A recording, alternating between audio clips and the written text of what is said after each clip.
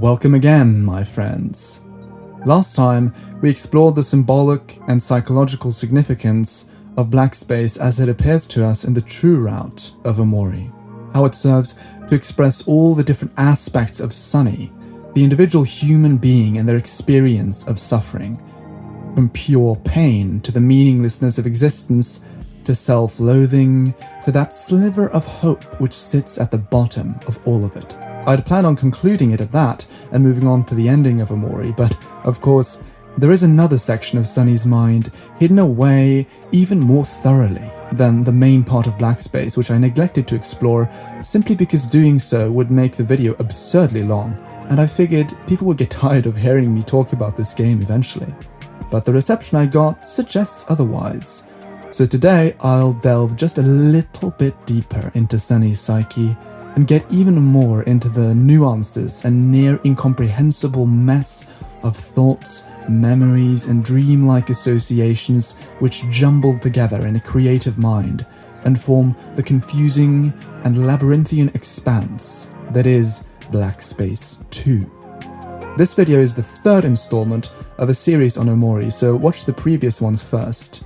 And if you're allergic to either spoilers or overcomplicated interpretations, you should definitely click off as soon as possible. Now, while Black Space 1 is found at the end of the normal progression of the game in both the True Route and the Hikikomori route, Black Space 2 is a little more complicated. Black Space 2 is only accessible if we play the Hikikomori route, by rejecting Kel on the first or second day we wake up, and it only appears after we've reset headspace at the end of Black Space 1. When this is achieved, we must proceed back to the deeper well to pick up 3 pieces of sheet music. Now that headspace has been reset, all the creatures of the deep well which once gave us hints of the truth are gone. Yet something else has appeared to replace them. Sheet music. Why does this feel so familiar? Is perhaps the thought looming in the dreamer's mind. We must bring these pieces back to the lost library buried beneath Sweetheart's castle and defeat each of the phobia bosses which Sunny typically faces. But this time, we fight them with OMORI and the entire Headspace party. In the OMORI route, Sunny has, of course, doubled down on his repression, and his true self is now buried so far down that he doesn't even recognize these as his fears anymore, but rather just generic bosses for OMORI to face to level up in this dream world. After we defeat them, OMORI gains 3 new abilities corresponding to each of the phobias: Vertigo, Cripple, and Suffocate. This is yet another hint that OMORI is ultimately a force of evil. He doesn't eradicate the phobias, but rather usurps their power. After this, we return to white space once again and interact with a computer. Welcome to black space. And now, we've arrived. Black Space 2 itself is considerably different from the previous iteration for a few reasons. I mentioned in my last video that the way Black Space is organized reminds me very much of Yume Nikki, another game about a person's explorations of the most confusing parts of their dreams. But this is where that similarity is really the greatest, whereas Black Space 1 was largely linear, allowing us to see sequentially all the different sides of Sunny's suffering, giving us what I'd argue is a rather clear picture of all those different and unique trains of thought and pits of despair which he falls into. Black Space 2 is, on the other hand, entirely non-linear. We can go to whatever area we desire and can leave at our leisure to explore someplace else. In many cases, optional yet often expansive areas are hidden within other, smaller areas, and it's up to us to discover them. And as a suitable reflection of this non-linear and maze-like structure, the symbolic themes and motifs we see here are equally disparate and chaotic. In my last video, I could talk about each area in order, in a very focused and linear manner, because there were specific, identifiable themes which differed between each location. But here, there's no room for such a clear-cut interpretation. In a way much more similar to the behavior of a real human mind, like that of you or me, Black Space 2 is a jumbled mess of thoughts, emotions, memories, and fleeting ideas. It's a confusing stream of consciousness rather than a map carefully outlining Sunny's path to redemption. So we have to pick up the patchwork and sue our own interpretation. But despite this, I'll do my best to provide a faithful analysis because there certainly is a lot to unpack here. Now, with so many options, I don't even know where to start really, so I'm just going to pick a door. Which one will it be? I think this one. Oh, it's locked. This one then. As it happens, the first area we find ourselves in this time around is the one known as the Weathervane area. This is by far one of the smallest areas we can find, and it only has a few subsections. The most interesting detail of the place is the Weathervane in the middle of the area, which we can interact with, prompting it to either point west, north, or east. If we go west, we eventually find Aubrey out on a platform separated from us, totally unreachable. If we interact with the Weathervane such that it points west towards Aubrey, however, we can now walk across the abyss and reach her. Yet, before we get all the way there, the screen flickers and we're teleported back, preventing a reconciliation. The same applies to Kel and Hero if the Weathervane is pointing east. I think this whole situation might be a rather elaborate expression of Sunny's avoidance of his friends and fear of reaching out to them. Sunny has likely thought about the prospect of reaching out to his real friends after the incident, either to tell them the truth or maybe just to talk. In many cases, when there's something we feel we want or need to do, circumstances can prevent us from actually doing so. Hero became depressed after Mari's death, for instance, locking himself in his room and refusing to talk to anyone, even Kel.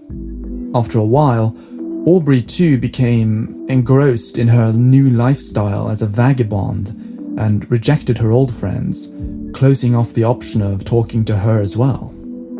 In other words, the Weathervane of life, showing the direction the wind is blowing, the courses of action which are currently open to you, was blowing in another direction. And so we aren't able to even walk over to our friends, let alone talk to them. Yet, there are other times when the Weathervane does blow in the right direction. Sometimes the path is open to reconciliation. Other people would have been receptive to our attempts to reach out. Yet even then, when the moment is perfect, we don't. If the Weathervane is blowing east, we almost reach Kel and Hero, but last second, the screen flickers and we're prevented from truly reaching either of them. Under this whole interpretation, the flickering would be the expression of Sunny's own resistance and fear, preventing him from reaching out. Even when Kel is knocking on his door, practically begging him to come out and meet him again, Sunny doesn't answer. And it isn't some external force which is causing the glitching. Once again, it's that part of Sunny's mind which would rather live in blissful ignorance. There are also a few other things of note in this area. Like I said, the Weathervane can also point north, allowing us to reach an area known as the Shallow Sea. I'm forced to assume that this direction is supposed to represent Basil, as there aren't any other old friends left that Sunny could reach out to. The Shallow Sea itself is this hyper-realistic ocean with clouds and a blue sky in the background, and if we walk to the right, we eventually reach this purple ladder ascending from the horizon, which we can go up, at the top of which we see a hand with a broken rope hanging from it. Once we reach the top, we are immediately teleported back to the Weathervane area. The ladder ascending from the water brings to mind the statue that Sunny climbed above the lake on the day he was saved by Mari, the day he gained all his 3 phobias. The string hanging from the hand reminds me of the string which a light bulb might hang from. But of course, the light bulb isn't here. And since Basil is the character we must follow to find the truth in Headspace, he and the light bulb become symbolically analogous to each other. To find Basil corresponds to finding the light bulb, and so the fact that the light bulb isn't hanging from its string here expresses the fact that Basil, like the light bulb, isn't here. They've been removed by OMORI's red hands. We can't reach out to Basil because he's been repressed. To reach out to him would mean reaching out to the truth itself, and so there's nothing to be found here. The last part of Weathervane Island is hidden behind this little door, a ways to the right of Kel. Once we're inside, the same room loops over and over, metaphorizing the action of delving deeper and deeper into the confines of one's mind.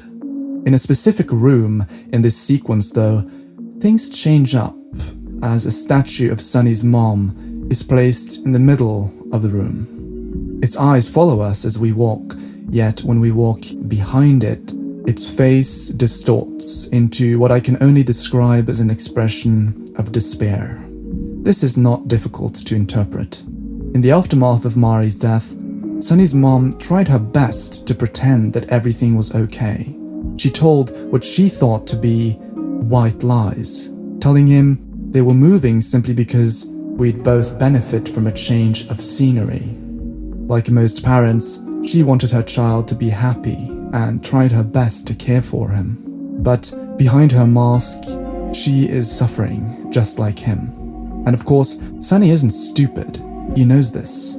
Perhaps her appearance as a statue reflects Sunny's view of her now. She's inscribed a permanent false smile on her face like that of a statue, hiding her true emotions, her true humanity from him, only making him feel even more alienated than he already did. Once we pass through all the repeating rooms, though, we're unsurprisingly presented with a horrible contortion of Mari. Brother, I'm so glad you're here.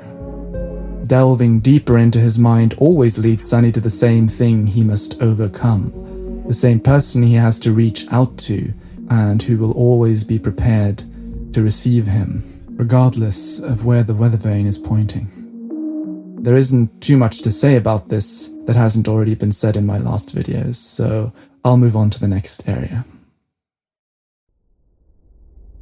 If we enter the door to the top left, above the one leading to the Weathervane Island, we reach the Tall Forest. This place is a large and difficult to navigate complex, with numerous sub-areas and interesting items. It's the first of 2 labyrinthian forests, containing, among other things, the themes, once again, of isolation and void. The tall, all-consuming trees remind me of a hedge maze, those mazes constructed by royalty in the past. And of course, the maze is a symbol of being lost and repeatedly finding oneself at a dead end. And there's certainly a lot of dead ends that Sunny has arranged for himself in the wake of repression. There's also something deeply unnatural here, though. In some places, we can interact with these little ponds, but instead of actually swimming in the water, we start swimming in the ground instead. This reflects the absurd and contradictory nature of dreams, as well as the idea that everything is wrong here. Everything has been turned inside out. Now, there are a few minor areas here for us to explore, as well as one major one I'll get to afterwards. At the other side of a hidden passage, we find a long stretch of land we can walk across, evoking a sense of anticipation before we reach a door, at the other side of which a horrific incarnation of Mari can be observed, its head hanging from a noose and seemingly having spider legs, making it a horrible fusion of Sunny's worst nightmares. Even more horrifyingly, we're sort of tempted to imagine that this was the horrible entity at the other side of the door at the middle of the night on that first day of the game. Now, let's not dwell too much on that. The door can't be opened, but if we walk back, we'll hear the sound of the door creaking open behind us, and we can return to find her now staring us right in the eyes. This is, of course, the past coming back to haunt Sunny. And fittingly, Sunny isn't the one to open the door. No, he can't bring himself to do that. Instead, the door opens on its own. That which has been repressed naturally makes its way back to confront the conscious mind. We can't just leave the door closed forever and pretend nothing's there, because it opens on its own eventually. And once the door is opened, there's no interaction. No jump scare or chase sequence. It just stares at us, as if to say, "I'm here, Sunny. You can run, but you cannot hide. You can't escape from yourself." Another room we can enter is located behind a waterfall once we return to the main area. This place is also extremely interesting because it basically serves as one big kind of extended or composite metaphor for Sunny's whole situation. A minecart proceeds round and round on a set of train tracks arranged in a circle, with the figures known as the Faceless trapped within, and small little ones repeatedly getting run over by the minecart as it continues to revolve. As you might know or have guessed already, the little ones are simply manifestations of basil. They're apparently even called little basils in the game data. The minecart and its circular progression here are used to metaphorize the red thread that is the theme of Sunny's cyclical escape into headspace. The minecart is OMORI, if you will, constantly plugging holes as he tries to repulse the intruding influence of black space, of shadow basil. But, as we already know, basil is a faithful and loyal friend, at once a daisy and a sunflower, which refuses to give up the hope and belief that the cycle will be broken. Thus, the little ones eventually recover from being driven over before getting run over again, and again, and again.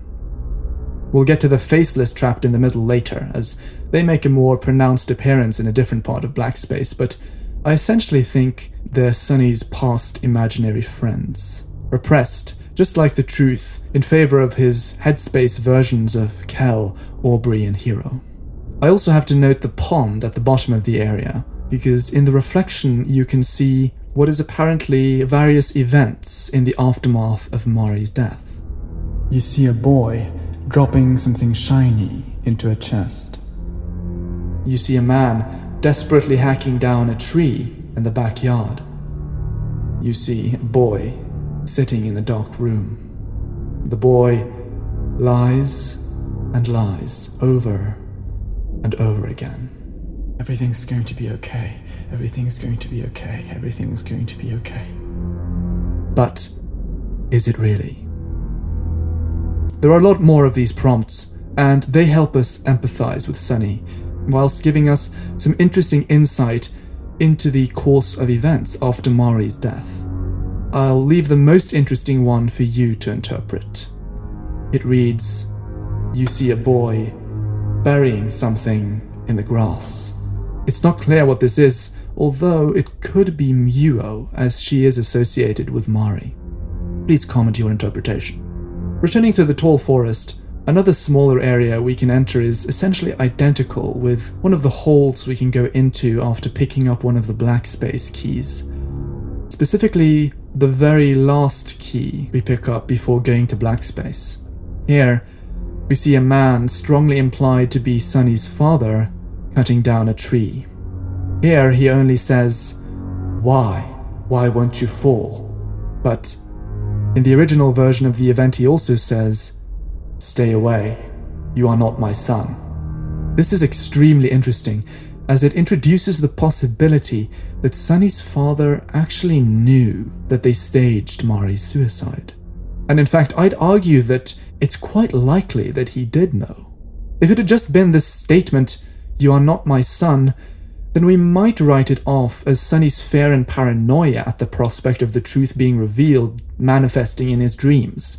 But as we explore the tall forest, there's a certain chance that a specific animation will play, wherein Omori and Basil can be seen walking away from the entrance to the clearing. To me, this animation of the two suggests that this whole sequence of events, including the words of Sunny's father, was in fact a real series of events. Perhaps this was the reason that Sunny's father left in the first place. He couldn't bear the idea that his son killed and staged the suicide of his daughter. I know I'm going on a tangent here, but this could also possibly answer the question of how these two 12-year-olds were able to get away with staging a suicide in the first place. Perhaps Sunny's father was the first person to find Mari, and because he didn't want to completely ruin the life of his son and of everyone else involved, he kept it to himself and allowed them to believe that it was a suicide. But of course, he couldn't possibly bear to live in the same household as Sunny after that, and so he divorced his wife and left, never speaking to them again. Keep this in mind for later, by the way, because there is another detail in Black Space 2 which corroborates this theory, which will come a bit later.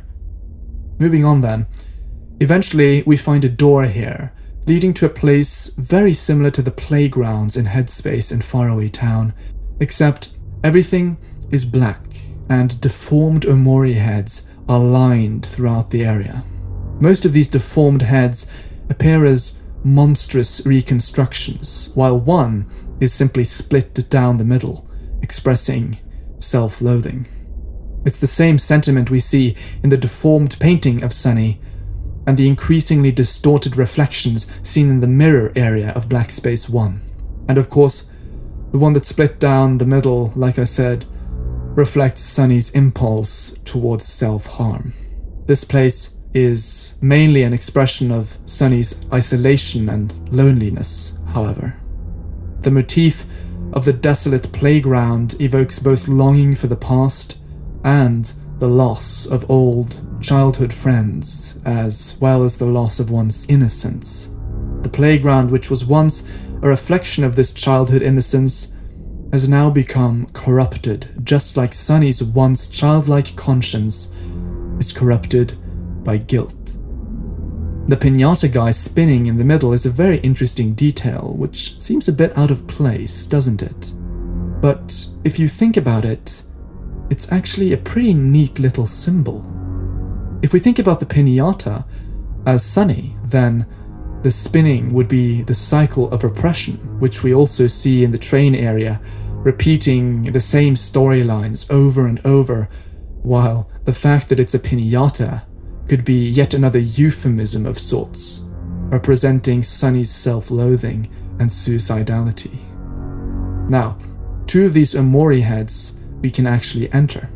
If we go into the one at the top, we see Kel, Hero, and Aubrey standing across from us and staring at us. But if we try to approach them, they walk backwards at exactly the same pace, always staying out of reach. The only option is to turn around again, causing us to immediately leave the room. This can be interpreted in two quite different ways. On the one hand, if we interpret these as Omori's headspace friends, it would be a metaphor for how playing with these false phantoms and reliving the past never gets Sunny any closer to his real friends outside of his dream world. On the other hand, if we directly interpret them as being his real friends, it would be a metaphor for the immense pit that Sunny now finds himself in, the insurmountable distance which has come between him and them, and how much easier it feels to just turn back, to return to the desolate playground of loneliness and lay down, give up. Although it may be because of his own fears and inhibitions, To Sunny, it likely feels as though there's an unpassable trench between him and his friends, which we already saw in the Weathervane area. Even if he could talk to them, his own resistances and reservations prevent him from doing so. He couldn't bring himself to answer Kel's knocking at his door. It was just so much easier to turn back and lay down in the grave he's dug for himself. The other Omori head we can enter brings us into a room closely resembling Sunny's bedroom. This is Sunny in his current state. Right now, as we're in this room, the dreamer in reality, with his painful truth looming over him as it always has and now probably always will. In the console versions of the game, we can now, after an update, interact with Sunny, and it will prompt, "This person is breathing steadily." But if we walk around, we're presented with the first of a series of fear Polaroids, and Sunny will turn into Mari. This person is not breathing. The contrast which is created here between Sunny and Mari underlines the fact that Mari is dead, while Sunny is alive. It's almost as if someone is trying to tell us that this is the wrong way around.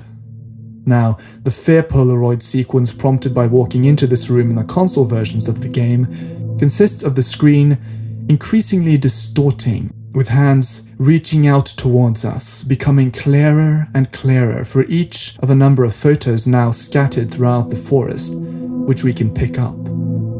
The photos are initially of Omori, but as we pick up more of them, his face becomes increasingly distorted, and a collar becomes more and more clear, until we pick up the last photo and see Sunny himself, unobscured. The dreamer himself rather than his stand-in, wearing the clothes he wore on the day of the recital, and a face tainted by guilt and grief. Reality has made itself clear once again, and Omori stabs himself of his own accord, unable to handle it.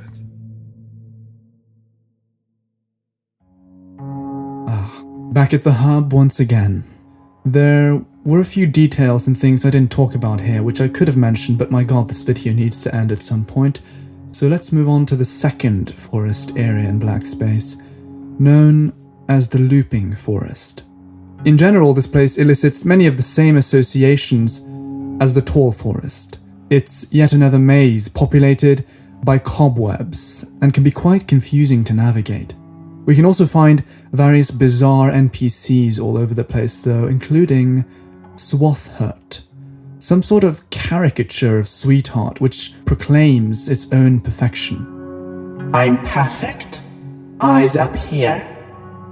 Perhaps this thing represents how absurd the idea of loving oneself seems to Sunny at this point in time. The concept of being at peace with one's own identity is so distant to him that he can only represent it as a caricature, a falsehood like this ridiculous version of Sweetheart. There's also this Kel running around though, like the Flash saying hi to us if he passes us by. This Kel running around is an interesting choice. Perhaps it indicates a positive trait Sunny sees in Kel, which he lacks.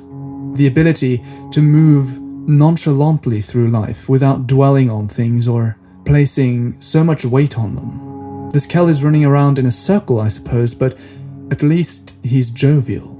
He's so much more extroverted than Sunny, not so lost in self-absorption, introspection, and ultimately repression.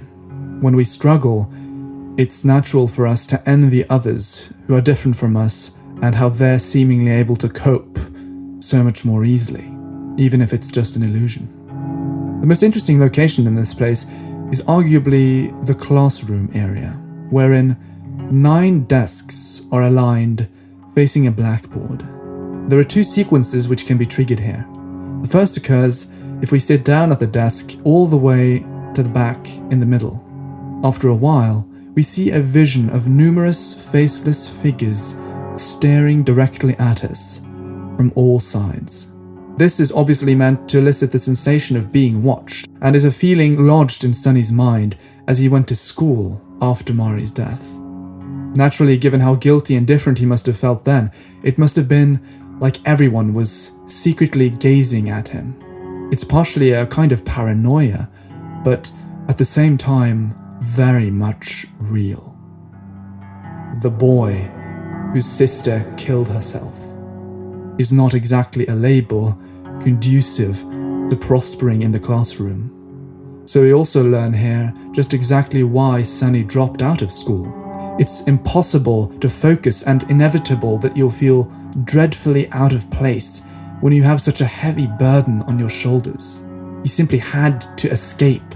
While sat in this chair, Sunny feels claustrophobic, eyes inspecting him from all directions, but as soon as he steps away, he experiences that sweet relief which is now possible only through solitude. And as we know, indulging in relief by way of avoidance is Sunny's signature coping mechanism. But it isn't just the memory of the aftermath of Mari's death which appears here. If we inspect the back of the blackboard and discover a supposed love letter from none other than Aubrey, a completely unrelated vision is prompted. We're seemingly in the locker room and must recruit a number of Aubreys which all desperately want to go on a date with Omori, and at the end, they all fight each other to gain his affection. This sequence bears the distinct character of being the sort of low-key wet dream of a teenager, projecting his crush onto the girl which he has a crush on. But after we're forced to choose between the two Aubreys still standing, we're suddenly jolted awake. You must have dozed off. It was, of course, nothing but a dream. A dream within a dream. Aubrey's hopeless infatuation with Omori in Headspace was, all along, simply the result of a projection on Sunny's part. A fantasy he lived out numerous times as he waited for class to be over. Headspace is, after all, nothing but a tangled mess of fantasies. The presence of this seemingly random vision in the classroom serves to reinforce the ever-present impression which I mentioned at the beginning of this video. Black Space 2 isn't linear and simple. It's a kind of stream of consciousness. We're inevitably faced with associations to part of the truth, but in the process, the human mind naturally draws associations to all kinds of things. A classroom may evoke the sensation of paranoia at being watched for being the boy whose sister killed herself, but it could just as well trigger a plethora of related and seemingly unrelated associations. A neuron has numerous dendrites leading to numerous other neurons, so in a state of dreaming, there are limitless mental pathways for the human mind to traverse. This structure makes Black Space 2 much more relatable to me than it would have been if it had been completely linear and predictable. The sense of humanity which Sunny gains from this makes it all the more easy to empathize with everything that he goes through. But it also means that it can be easy to become lost in one's own mind. With so many different ideas and associations diverging outwards, you have to focus to find what matters and latch onto it. Moving on from the classroom, there's another theme here which appears in a couple of locations. But before I get to that, I'd just like to mention another phenomenally interesting thing about the place. You see, there's this radio we can trigger here, which will play various distorted themes. But interestingly, there's also Morse code which can be heard in the background at times. And somebody translated it, of course. It reads, "It's time to recycle. Let's recycle. All recycle is good. It's good to recycle. Recycling is good for the environment. Recycling is a concept. Without recycling, you are nothing." This Seems like some silly Easter egg at first, but believe me, it's not. It's once again a twice concealed reference to how Sunny is reliving the past at the expense of the future. Without recycling, you are nothing. Without recycling, all you have is white space. Emptiness. I just have to marvel at how elaborate the symbolism of this game is at times. Anyways, the other theme I mentioned reveals itself if we enter this well-hidden door. We find ourselves in a shrinking hallway, with the walls closing in on us, inducing claustrophobia. The long hallway leads into a small room with nothing but the enormous, looming figure known as Longsnout. It does absolutely nothing but stare at us endlessly. I think this is an expression of Sunny's opinions about the prospect of therapy in the aftermath of Mari's death. The Longsnout figure is also seen in the Black Space sketchbook, forming an aura around the butler character, which seems to serve as a caretaker figure for Sunny when he's sick. And in turn, the butler is also seen in the Muo area of Black Space 1, where there's also an operating table. So there's ample reason to draw associations between these two figures and the medical. The medical association is further cemented when you consider that due to its long snout, the long snout evokes the image of a plague doctor, the dreaded figures which supposedly treated people for the bubonic plague in the 16th and 17th centuries. Rather than being associated with the hope of recovery, these doctors were rather interpreted as a sign that death is near. So, the caretaker figure, as with many things, has two aspects. The figure of the butler in the image of a cat, which we know Sunny has an affinity for, bless him, the positive aspect, and the image of the plague doctor, the negative aspect. And for Sunny, therapy belonged to the negative aspect. Fear and dread at the prospect of confessing his thoughts and emotions to this stranger, this figure of authority looming over him. Perhaps if he actually did go to a therapist, they were of the bad sort, offering no understanding, warmth, or empathy, but merely observing him as a detached, maybe even critical professional. Not making him feel remotely understood, but rather judged. This seems to be a big problem in society, doesn't it?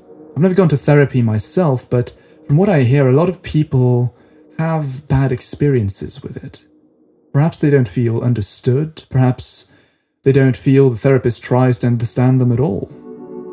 And I can see why. It's easier as a therapist to take the superficial and attached point of view than it is to actually try to deeply understand and empathize with another person. That's not to say that therapy is pointless or anything, of course, but there do seem to be some problems associated with it.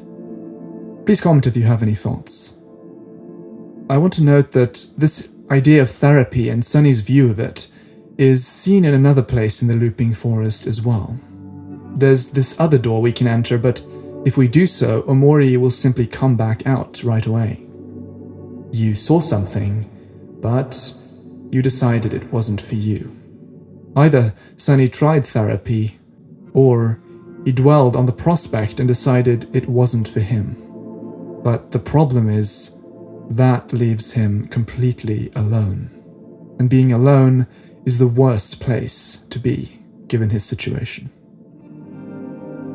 Now we get to another very interesting place, which I initially struggled with interpreting, but I think I have an idea. There's this ladder we can climb up into the sky, similar to the one we find in the vast forest, except some things seem to be circling around it. Inside is a short hallway sporting distorted Maris, but there's a phone in the middle, and interacting with it results in one of a number of possible speech bubbles appearing and following us throughout the rest of the hallway. Many of them are random and inconspicuous and seem to me to simply represent the various random phone calls that a person might have or receive throughout their life. Congratulations, you won. Perhaps Sunny won something once and received this phone call. Another one reads, insurance? A telemarketer trying to sell us insurance is probably something many of us have experienced. Bills, bills, bills. Perhaps Sunny's mom passed the due date on paying her bills once, and Sunny picked up the phone. The second most interesting one reads, I'm a loser. I choose to interpret this as a call from Basil. As we know, Basil vented to Sunny and told him all his problems, hopes and dreams, so perhaps this is a phone call Sunny received before Mari's death, when Basil needed someone to talk to. The most interesting speech bubble by far, though, reads, I know what you did. If all these speech bubbles are a collection of associations in Sunny's mind to various phone calls he's received in the past, well, remember what I said about Sunny's dad possibly knowing the truth back in the tall forest? If that were the case, this could be a phone call from his father that Sunny received after he left. One of numerous associations evoked by the image of a telephone. I think I'll just leave it at that. The last part of the looping forest I'd like to talk about involves a game of hide and seek. Like in the forest playground on the day that Mari's spirit makes her appearance, we can interact with this mirror and play a game of hide and seek alone, with nobody but ourselves. The mirror teleports and we have to find it to win. But here in Black Space, if the mirror appears in a certain place, once we find it, the glass will shatter, and a copy of OMORI, constructed from the mended glass shards, emerges. The screen darkens, and we must now play a game of hide and seek with this thing. It counts down and comes looking for us. But once it finds us, it shatters into the pieces making it up. This is a condensed commentary on the origin and inevitable fate of headspace. It's actually quite an amazing metaphor. Initially, as we know, Sunny was stuck in the emptiness of white space with nothing to do but play a metaphorical game of hide and seek with himself, if you will. The game of hide and seek he plays with himself is an expression of loneliness and isolation, as well as longing for somebody else to play with. And eventually, as I talked about in my section on the scribble area in my last video, Sunny grew tired of white space and created a new, expansive world that he could inhabit. He created the identity of OMORI and his headspace friends, the playmates he longed for in his isolation. The whole creation of headspace and OMORI is all symbolized simply by the emergence of the shattered OMORI from the broken mirror, the conjuring up of an illusion to distract himself. But this illusion, the whole world of headspace and all its inhabitants, as well as OMORI himself, is merely a patchwork, a world created from mended pieces of broken glass, from all the disparate memories and associations from Sunny's childhood. And as such, it is destined to be broken up into its original pieces once again, revealing their true nature and unveiling the falsehood and illusory nature of Sunny's condition. I don't know if it's just me, but this condensation of so much material into such a simple metaphor seems amazingly concise. The transition from the loneliness of playing a game of hide and seek with yourself to the illusory companionship of fictional friends, its false nature evidenced by the fact that it's merely a reflection of yourself, and the fragmented nature of its composition from so many different memories and associations, evidenced by the shattered OMORI's construction from pieces of broken glass. Different fragments of Sunny's childhood and memories pulled together to form a new fiction, a new world of distraction. If you don't get what I'm talking about, just think about it, because this metaphor is truly amazing in how concise it is. Wow.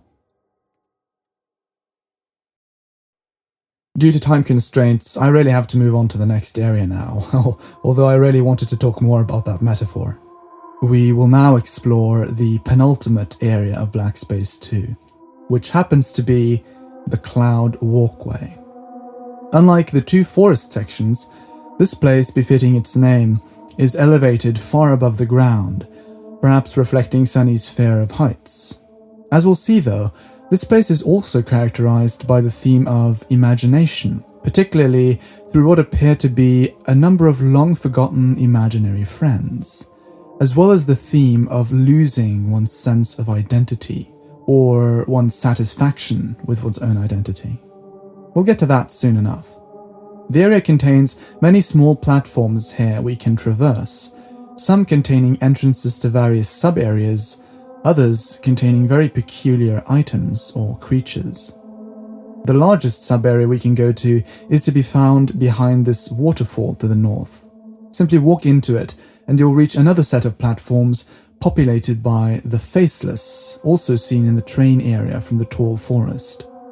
Interacting with them after coming into the area for the first time can prompt a number of interesting quotations. "I thought you left us for your other friends. It's good to have you back. I hope you had fun without us. You look older, OMORI, but not wiser." All this dialogue seems to imply that these Faceless are long-forgotten friends, specifically long-forgotten imaginary friends who Sunny discarded at some point. They remind me of the character Abby, which can be found in the Abyss, and is described by the branch coral as being wisest of the three great creatures of Headspace. Yet, she lost her wisdom and was banished after committing an act which defied the dreamer's will, perhaps trying to encourage Sunny to face the truth. These characters are similar then, in that some of their dialogue suggests that they too know the truth. Even if you hide from something, it will still be there. And I saw somebody waiting for you. I think you should go see him. Basil. Having been forgotten and discarded, these entities fused with Sunny's unconscious and all the things which he's repressed, allowing them to manifest knowledge of the truth. But if we leave the waterfall area and then return, now they will simply say, "I'm sorry, but I don't remember who you are." It's as if OMORI the Guardian is just barely lagging behind Sunny's consciousness here in Black Space, quickly making sure to repress and cover up everything the second time around, making them forget the truth and even who OMORI is, just like Abby says that she forgot the truth after a boss battle in the Abyss. But he isn't quite able to do so. Something always slips through. To the upper left, back on the main platform, is a character known as Big Pocket. Interacting with him prompts him telling us that he's going to dance, and he asks us to do the same. But after he's done with his little dance sequence, we're told, "You didn't know how to do the dance." I think the meaning here is similar to that of the Swathurt character earlier. OMORI doesn't know how to dance along because Sunny doesn't know how to enjoy life anymore. He envies people like Kel, who seem to have this kind of jovial attitude towards life, and so we see characters like this Big Pocket here appear in his mind, reflecting his unconscious desire to be like them. But alas, he isn't able to himself. Sunny has lost his feeling of being at home in the world and his own identity, so he can't relate to this dance of life. If we proceed to the lower left, all we find is one of the Faceless again, as well as a small cardboard box. You hear Mom crying softly. There, Sunny. We'll protect you. Everything will be okay." The use of the pronoun we suggests that perhaps this was before Sunny's father left. So maybe this is a long repressed memory of his mother trying to comfort him immediately after Mari's death. If we proceed directly downwards, we find the rather bizarre creature called Lumi, by a toilet. Oh, well, if it isn't my old friend. I have the ability to move between places quickly by traveling through toilets. Lumi begins to follow us and asks us to tag him in, telling us he'll show us his ability.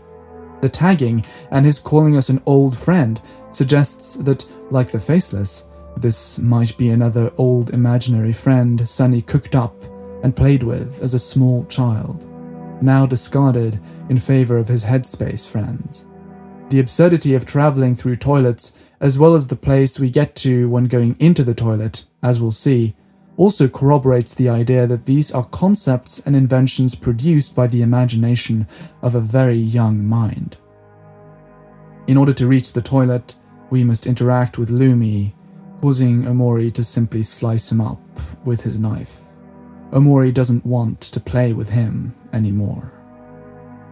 We ourselves can now enter the toilet, bringing us to a place known as Money Space. Kel swims around in a pool filled with endless amounts of $20. We can pick up as many dollar bills as we want. Infinite money, the dream of every young child. Like I said, the silliness and immaturity of this concept of infinite money leads me to think that this place, as well as Lumi, were something Sunny thought up when he was very young. I don't necessarily think this area is telling us something about Sunny's repression in and of itself, but once again, it's rather a result of that stream of consciousness. Black Space 2 is where Sunny's mind goes wild, where free associations are drawn between all the contents of his psyche. And Kel?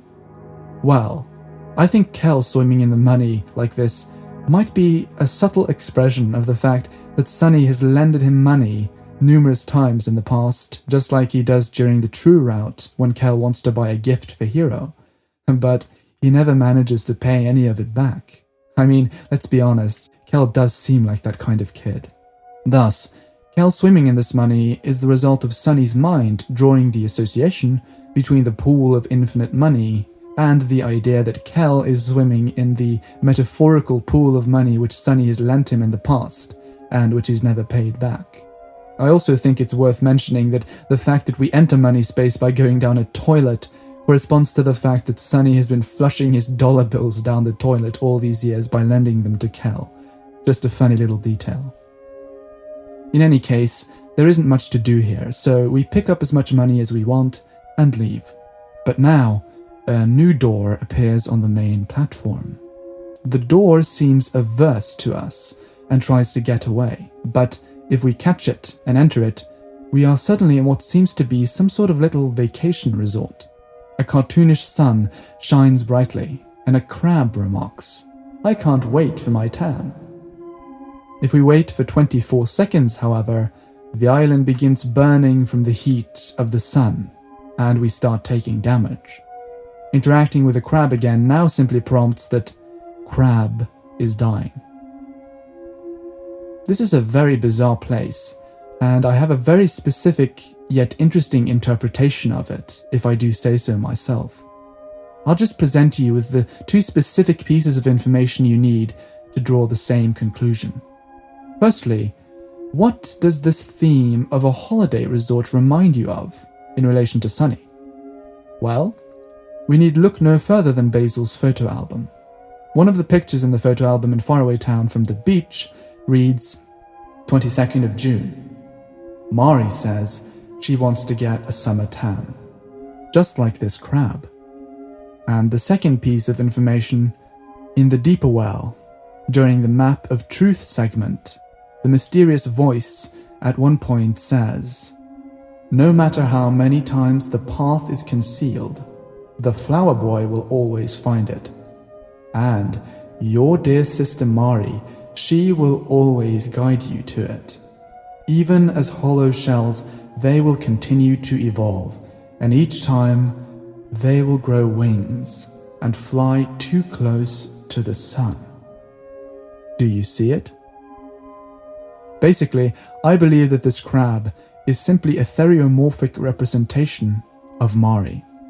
The fact that she's in the sun trying to get a tan metaphorizes her slow emergence to the surface of Sunny's mind in each cycle of headspace, as she tries to lead him back to the truth. She's always going to try to help him, but each time she flies too close to the sun, and so she gets burned, repressed by Omori the Guardian over and over. Crab is dying. The truth is being repressed yet again.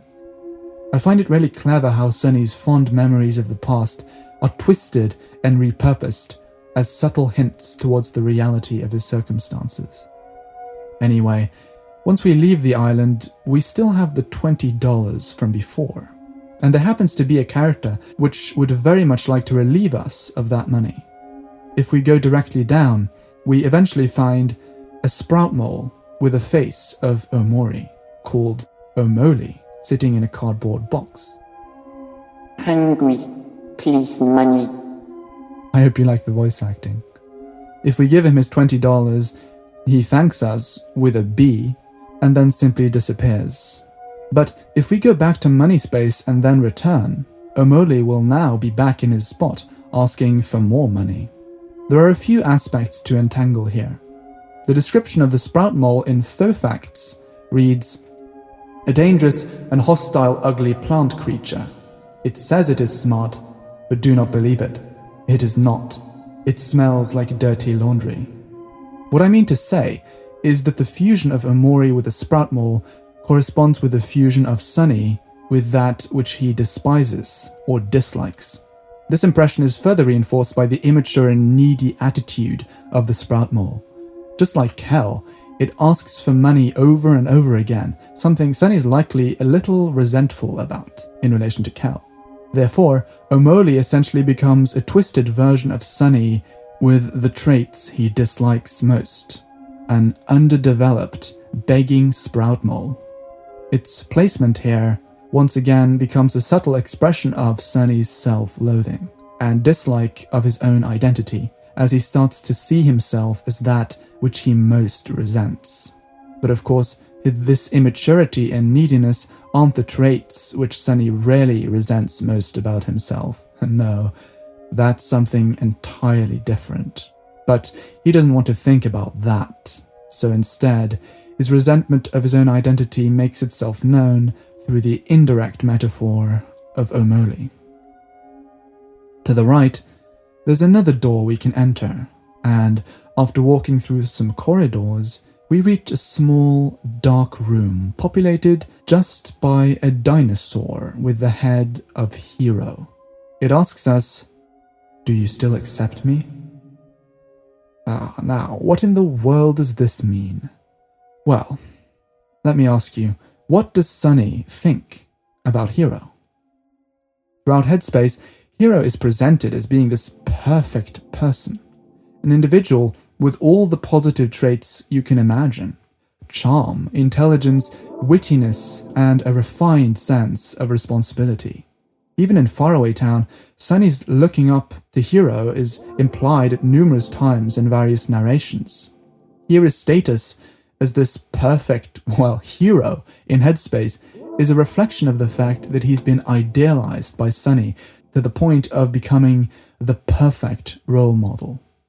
So then, this dinosaur version of him is essentially an expression of imperfection. It's a thing that could have been perfect, yet it isn't. Through the symbolism of the dinosaur, Sunny is asking himself, is it okay for me to not be perfect? Is it okay for me to be human? Can he be accepted despite his imperfections, despite not being the kind of person he sees Hero as? And the question culminating from this contemplation becomes, can I be forgiven?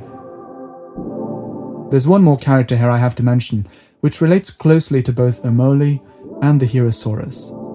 Across a pretty long bridge, looping around the northeastern area, we find none other than Pluto. Ah yes, that strong-willed, muscular, and powerful being who challenged us multiple times in Headspace and taught Kel to flex, never backing down, never showing weakness. But something's deeply wrong with him. He's lying on the ground, his muscles atrophied beyond recognition. This is not the Pluto we know. Pluto doesn't look like himself. You decided it's better to leave him alone. He seems to have given up, stopped fighting, and allowed his once valiant and dignified form to deteriorate away into nothing, leaving him sobbing, perhaps in self-pity. This weak and disenfranchised Pluto reinforces the impression that everything has been turned upside down. The insides turned outwards, perhaps the single most powerful and valiant being in Headspace having lost that very spark which so much defines him as a character. It's, once again, the loss of one's identity, of what makes you, you. So, the idea here is similar to both OMORI and the Herosaurus. They all express the feeling of something being insufficient about one's own identity. Sunny's introversion and vague sense of inferiority now turned to complete self-hatred and a total loss of his sense of belonging within himself. Phew. Now, we just have one more area left, but it's also the most interesting area in my opinion, so prepare yourself. This area is fittingly found behind the door in the center, to the top, in the hub, between the two doors leading to the tall and looping forests. Now, what hits you here is that this place is honestly far more ominous than any of the other areas we've been through so far. A disturbing drone resounds every now and then, and the place seems deeply entangled with Sunny's Fair of Water. Although I mentioned the cloud walkway perhaps reminding us of Sunny's Fair of Heights, what I neglected to mention is that all of these areas are associated with one of Sunny's phobias to some extent. The forest areas induce arachnophobia, as that's where most spiders are found, and there are numerous cobwebs, particularly in the looping forest. The Weathervane area and cloud walkway seem to be elevated far above the ground, so they invoke the Fair of Heights. And this area then becomes the place of aquaphobia, of Sunny's terrible Fair of Water. It's fitting that this should be the central area, because water was, after all, what almost drowned Sunny on that fateful day before Mari saved him. This place is essentially like a lowered version of Cloud Walkway. There are many interconnected platforms we can explore, and this time we can also swim. If we proceed to this platform and then down to the right, we'll reach an area where we can swim out through this very specific block and towards a boat on the far right. On the way are 4 bathtubs in which we see Sunny, similar to the bath sequence earlier in the Hikikomori route. In one of them, he's upright, and he seems to slowly fall asleep. The middle bathtub seems to be empty, but we can perhaps infer that Sunny is now below the surface. This might be viewed as a reflection of Sunny's submersion into misery after Mari's death, if you will, but there's also this very creepy and mysterious impression to it, which I can't quite put my finger on. The way this other Sunny lies statically in the bathtub. The whole area in general has a lot of strange aspects to it, which I don't fully comprehend intellectually, yet they leave this impression which is hard to shake off. I'm not sure why that is. There's something to the authentic dreaminess of the whole place, and the way it's put together from music to objects to structure, which has a very specific kind of impact. Anyway, once we reach this boat, we can board it, taking it to another platform, seemingly across the wide Black Sea. And once we've climbed a few ladders and swum across a few more ponds, we can proceed into the darkness here and reach a wide Black Sea, invoking not just aquaphobia, but thalassophobia, the fear of the open ocean. As we swim, lightning seems to strike every now and then, and we have to proceed down to reach land, where we'll find a single light post, and a water well we can enter. Proceeding down the ladder, we eventually reach a dark cave with 2 beds. A trap door is hidden beneath the one to the left, Mari's bed. Down here, an obscured message has been inscribed. I'm sorry. These are Mari's words, reminding us painfully of the liar area of Black Space 1. In my last video, I talked about this, how deep down, Sunny knows that Mari still loves him.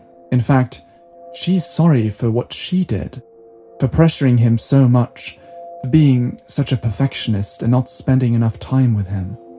But that message, that glimmer of hope, has been buried in the very deepest place one could possibly imagine. I have to emphasize how many layers of depth we've descended at this point. First we descended into the deep well, then into black space, and now we've descended down yet another well, where the real Mari has tried in vain to leave us a message. Even when we try to read it, only one letter is visible at a time. The repression runs so deep that Sunny can't even read this message anymore. That is, after all, what we chose. Another place which builds on that strangeness I mentioned earlier back at the main area is this kitchen place, which we can reach by interacting with a casserole, seemingly left behind at the docks. Hiro is here. Hi, Omori. I was just about to cook something, but I'm missing some important ingredients. Why don't you go find some and bring them back to me? After this interaction, there will now be a number of these ingredients which we can find in various parts of Black Space 2, resembling pieces of tofu, but labeled simply with 3 squares. And when we find some and bring them back here, Hiro really does cook something for us. How nice of him. And it's another block of tofu, except with 4 squares instead of 3. The kitchen and Hiro's presence in it once again seems to be the product of Sunny's dreams drawing associations between things which relate to each other, like how Kel appears in Money Space. The tofu, though, is apparently referred to as Little Basil's food in the game files. If you'll remember, the Little Basils are these creatures protruding from the ground all over the place. There might be something else we can take away from this, but I couldn't think of anything, so leave a comment if you see some sort of deeper meaning here. On a side note though, I'd be remiss not to mention the fact that once Hiro has made this for us, the appearance of his character all the way back in the Weathervane area will actually change into this strange distortion. Similarly, once we've been to Money Space, Kel's sprite in the Weathervane area will distort, and after we've been to the locker room where all the Aubrey's fight each other, Aubrey's sprite will also distort. They seemingly transform into Sunny's caricatures of them. Kel, some sort of squid creature reflecting his chaotic personality, Hiro flaunting his charm, and Aubrey seemingly acting coy, reflecting her supposed crush. This reflects the simplistic and idealized images or schemas of his friends which Sunny has constructed, and he can't reach these simplistic idealizations no matter where the Weathervane is pointing, namely because they're not real. Let's return to the water walkway. If we go northeast and swim across the water, we reach another set of platforms. One of the doors here is covered by a spiderweb, which simply regrows if we try to cut it. Like all those other doors in the hub area, this is inaccessible, a place perhaps buried too far down for Sunny's consciousness to be able to see it. We can, however, enter this small house, reminding us of those dreary houses in the town area back in Black Space 1. Bizarrely, this brings us to the junkyard from Otherworld, or at least some place resembling it. A sprout mole greets us, saying, "They call me Pillow Hider. I'm a master at hiding pillows." And up here at the other side of some traffic cones is a veggie kid who has lost her pillow. A pillow then suddenly appears at the top of the roof here, and we can interact with the conveyor bots, But instead of changing the direction of the conveyor belts like normal, it sends OMORI flying down despite moving in the opposite direction. This is similar to our ability to swim on land back in the tall forest, and reminds us again that we are in a dream, reflecting the unnaturalness of everything. Similarly, once we reach the pillow, the veggie kid suddenly glitches in front of us. Did you find it yet? The pillow can now be found where the veggie kid used to be. After picking it up, the pillow hider tells us he's good at hiding something else before vanishing in thin air. And the veggie kid says, "This isn't my pillow, but thanks anyway."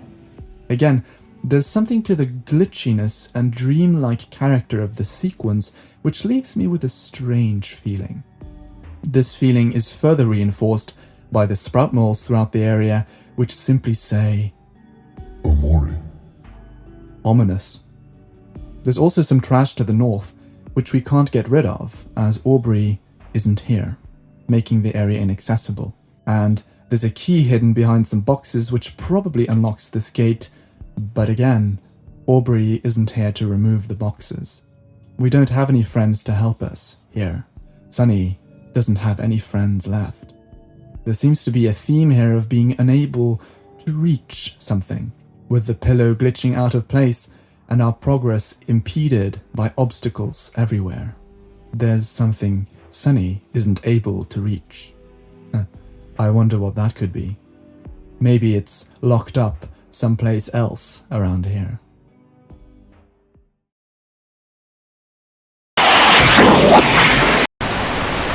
Alright, so there was a part of Black Space 2 I'd planned on not including, but after recording the rest of the script, I thought about it again and came to the conclusion that I really want to talk about it. You see, there's this place known as Mari is Home, which is notoriously difficult to access, but which is arguably part of this section of Black Space 2. The easiest way to access it is to play the Sunny route, or True route, and once we reach the Liar area of Black Space 1, we can stand at the eastern edge of the map for 143 seconds, after which we can jump down into the abyss, taking us to the water walkway. From here, there's now a new door we can pass through. However, this door will also be accessible in the Hikikomori route if and only if we open the door for Kel on the first day, starting the True route, and then revert to the Hikikomori route on the second day by refusing him. The reason for that is that this area specifically contains the real, faraway town versions of Kel, Hiro, Aubrey, and Mari. And in order to even know what they look like, Sunny has to go outside, at least on the first day. Once we pass through the door, we suddenly find ourselves in this distorted version of Sunny's house. There's this static, as if we have a bad signal, and various parts of the house are slightly altered. There's an immensely long hallway leading to Sunny's mom's room, and in Sunny's bedroom, Shadow Basil stares at us from behind the screen itself. The main event here, however, is located in the piano room. Here, the faraway town versions of Kel, Aubrey, and Hiro are waiting for us, seemingly not knowing what to do. Hey OMORI, I think your sister is ignoring us. Maybe you should go talk to her. We can't have a picnic without Mari. Mari hasn't been home in a long time. She just needs some time to adjust. Where the piano used to be is a picnic blanket and a ladder. At the other side of the door, at the end of a hallway, Mari is waiting for us. But she doesn't knock, doesn't say anything, nothing but an empty dialogue box. We have to take note of the fact that this sprite is that of the real Mari, not Headspace Mari. This isn't a vision of the past, and neither is it a vision from Headspace. It's a vision of the present. As on the first day, We can either open the door or ignore her. If we open it, we're presented with yet another dimension of red space. Proceeding into it, we can see hints of what has been repressed. Basil's flower crown, as well as knives stuck into tree stumps, reflecting Omori's desperate attempts to repress the truth. The trees themselves have already been cut down, but no matter how hard he tries, he doesn't seem to be able to remove all of it. Up a ladder to the north is a zoo of trapped variations of something, once again referencing repression. But unlike the first night, it's when we refuse Mari that we get jump scared this time. If we do nothing and try to walk back, Mari appears and chases after us. If we're caught by her and then return to Sunny's bedroom, Mari is now standing where her bed used to be. We can interact with her, but we never see her face. The thing about this area is that the meaning we can draw from it is quite different depending on whether we're on the true route or the Hikikomori route.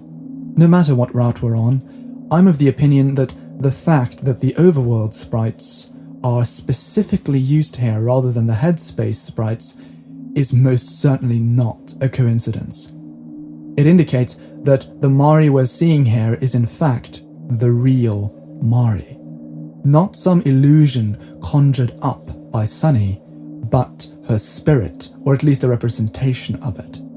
And the way she doesn't say anything, the way she stands idly in the bedroom with her back to us, refusing to speak to Omori as if she's shunning him. She shuns him because she's facing the thing which has been preventing her brother from emerging out of his repression all this time. She's facing Omori, the Guardian. This is why she's so ominous, never showing her face and chasing after us if we try to escape yet again. But if we're playing the Hikikomori route, on the other hand, the meaning is shifted slightly. In the true route, Sunny is making an effort to face his fears and rediscover the truth. He's spoken to his sister's spirit in his dreams outside of Black Space, and she's given him encouragement. But in the Hikikomori route, Sunny has given up completely, giving in to Omori and making no attempt whatsoever to overcome. Thus, in the Hikikomori route, we could interpret Mari's appearance and behavior here not as shunning Omori, but as expressing disappointment in Sunny himself. Mari is home. Mari has returned from the afterlife one more time. But she's ignoring us. Maybe you should go talk to her. Or maybe it's too late for that. I'd also like to mention that the feeling of strangeness, which I can't really describe, is very much present here as well. In fact, this area feels especially unique. It feels especially real, which is also part of the reason why I think that this is the real Mari. Alright, now back to the part of the script I already recorded.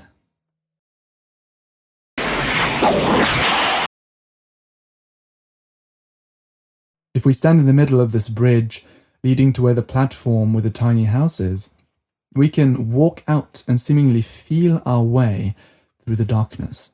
There's no visible corridor, but yet there exists a path in the dark. We enter into this tree, into the ground, to see what's buried beneath the surface, and what we find is the red maze. Once again, we're back in red space. As we know, red space is the psychic dimension of repression, and as we'll see, it's no coincidence that this particular maze is located in that dimension.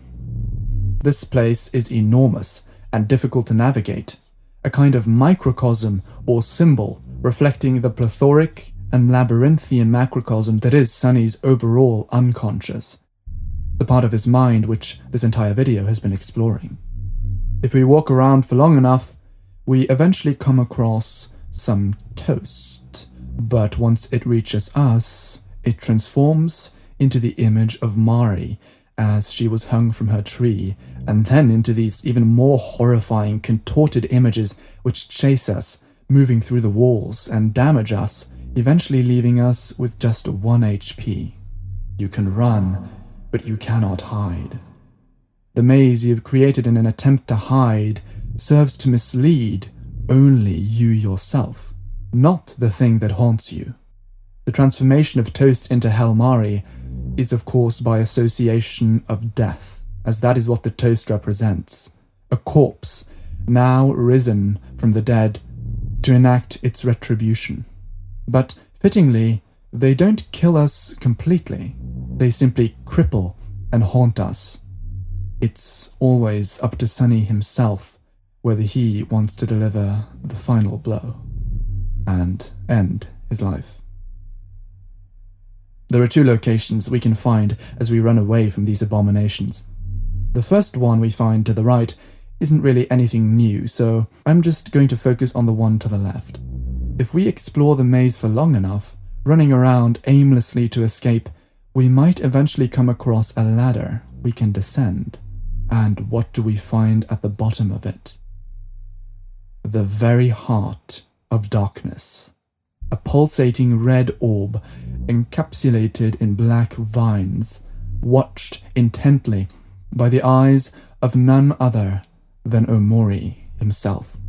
Repression in its most distinct form. The original seed from which that first crack originated. That first sliver of remembrance telling Sunny that something was off as he lived out his blissful dreams through the form of OMORI as a false identity. This is where the truth, in all its detail, was originally buried, watched diligently by the other aspect of OMORI, the guardian or warden aspect. A black light bulb, the repression of an idea. In fact, you might say that this is where Sunny himself, his true identity, now resides. You see, an alternative entrance to this place is found in the last resort, where there's a doll in one of the rooms with an empty face. It doesn't look like it belongs here. We can throw it away 3 times, after which it will take on the appearance of none other than Sunny himself. And if we look into its eyes, we are brought to this heart of darkness. Sunny doesn't even exist anymore. When we look in the mirror in Faraway Town at this point of the Hikikomori route, we simply see OMORI. The concept of Sunny as a person in reality, with his own baggage, his own memories, and his own will, is now buried just as deeply as the truth. A doll with an empty face, lost and irretrievable. This is what we chose, and now it's too late to turn back. Basil is dead, and we're moving away. All ties to reality and to oneself severed, and the memory of it enclosed in vines and thrown into the darkness forever. We can leave Blackspace 2 now and continue to pretend in Headspace for a while longer, but eventually we'll be forced to wake up, and then it will all be over. And that's basically going to conclude this video.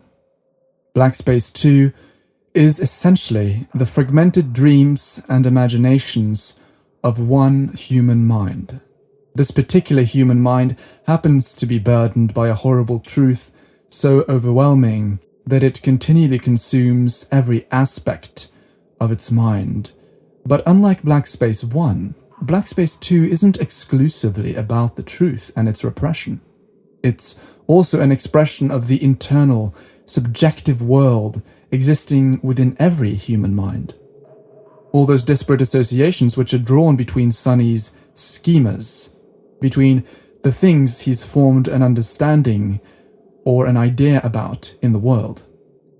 From the classroom evoking memories of alienation, yet also memories of once idle optimistic daydreams from a much more innocent time, to a telephone evoking the various different phone calls which stick out in one's mind. Everything is fused together by way of association, creating a non-linear and dynamic environment. But of course, plagued as he is by guilt, exploring this web of associations for too long inevitably leads Sonny back to that one association which he's taught himself to ignore, forcing him to turn back. Black Space 2 provides a really interesting complement and contrast to Black Space 1 in this way.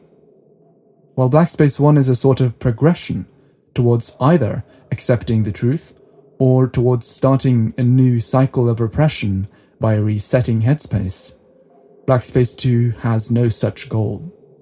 It is where a lost soul wanders aimlessly in the aftermath of having given up every possible spark of meaning in its existence, gradually drowning in its own misery. There are a few areas which are arguably part of Black Space which I didn't talk about, as well as a bunch of minor details, but this video is getting extremely long already, and there were a few things I didn't quite manage to figure out in a satisfying way, so I'll actually post a comment on this video with a short outline of what I think about those details for anyone interested in just a little bit more. For now, though, there is no conclusion to speak of here. Black Space 2 has no end goal. It just keeps expanding and expanding, evidenced by the many locked doors in the hub which we can't access. There's no hope for Sonny to reach some satisfying and convenient conclusion by exploring this place, so why should we? If anything, what we can draw from this is that we should be careful not to get lost in our own minds.